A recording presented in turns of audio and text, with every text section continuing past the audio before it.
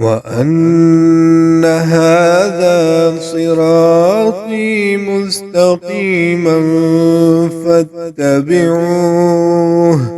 ولا تتبعوا السبل فتفرق بكم عن سبيله ذلكم وصاكم به لعلكم تتقون. أعوذ بالله من الشيطان الرجيم. بسم الله الرحمن الرحيم.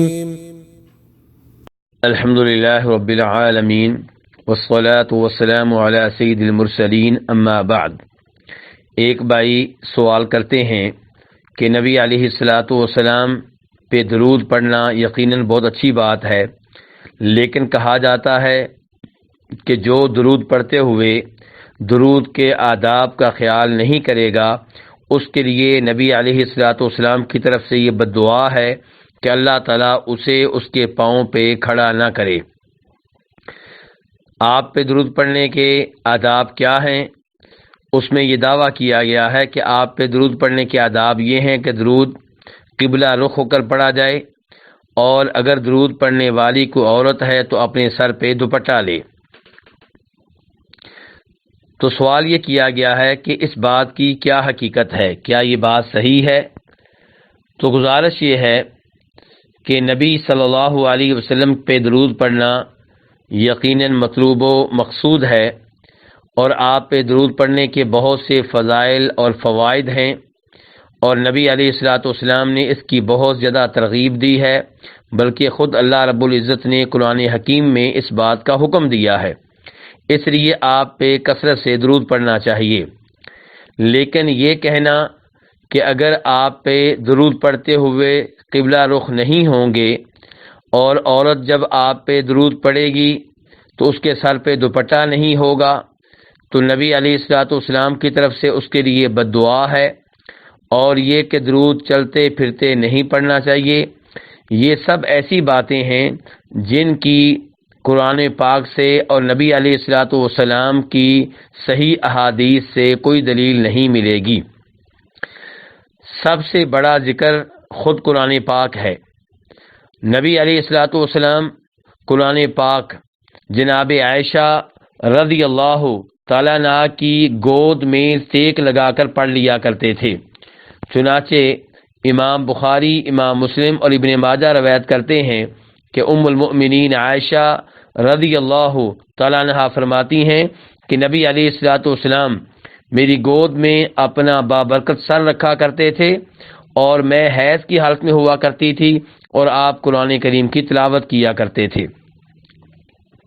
ایسے ہی اللہ رب العزت ارشاد فرماتے ہیں سورہ آل عمران میں کہ الذین یذکرون اللہ قیاما وقعودا وعلی جنوبہم، کہ عقل مند لوگ وہ ہیں جو اللہ کا ذکر کرتے ہیں، کھڑے ہوں تب بھی، بیٹھے ہوں تب بھی، لیٹے ہوں تب بھی۔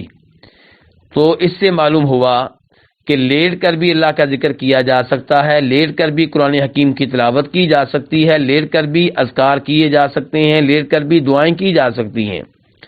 امام مسلم رحمہ اللہ روایت کرتے ہیں ام المؤمنین عائشہ رضی اللہ تعالیٰ عنہا سے کہ نبی علیہ الصلاۃ والسلام اللہ کا ہر وقت ذکر کیا کرتے تھے۔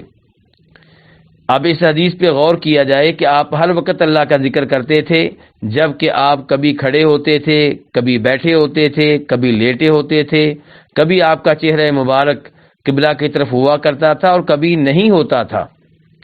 ایسے ہی امام ترمذی رحمہ اللہ روایت کرتے ہیں جناب حذیفہ بن یمان رضی اللہ تعالیٰ عنہ سے کہ نبی علیہ الصلاۃ والسلام جب کبھی سونا چاہتے تو آپ اپنا ہاتھ اپنے سر کے نیچے رکھتے اور پھر یہ دعا پڑھا کرتے اللہم قنی عذابک یوم تجمع او تبعث عبادک، اے اللہ جس دن تو اپنے بندوں کو اٹھائے گا اس دن مجھے اپنے عذاب سے محفوظ رکھنا۔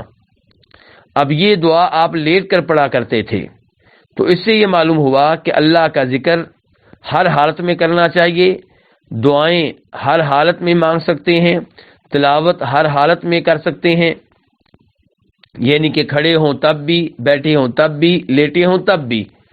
ایسے ہی نبی علیہ الصلوۃ والسلام پہ درود پڑھتے رہنا چاہیے، کھڑے ہوں تب بھی، بیٹھے ہوں تب بھی، لیٹے ہوں تب بھی، قبلہ رخ ہوں تب بھی، اور قبلہ کی جانب منہ نہ ہو تو تب بھی، اگر سر کے اوپر دوپٹہ چادر ہو تو تب بھی، اور سر اور دوپٹہ نہ ہو تو تب بھی۔ یہ کہنا کہ سر پہ دوپٹہ لیے بغیر درود پڑھنا درست نہیں ہے، یہ بات نبی علیہ الصلوۃ والسلام سے اور قرآن حکیم سے ثابت نہیں ہے۔ اللہ رب العزت سے دعا ہے کہ وہ ہمیں کثرت سے پیارے نبی صلی اللہ علیہ وسلم پہ درود پڑھنے کی توفیق عنایت فرمائے۔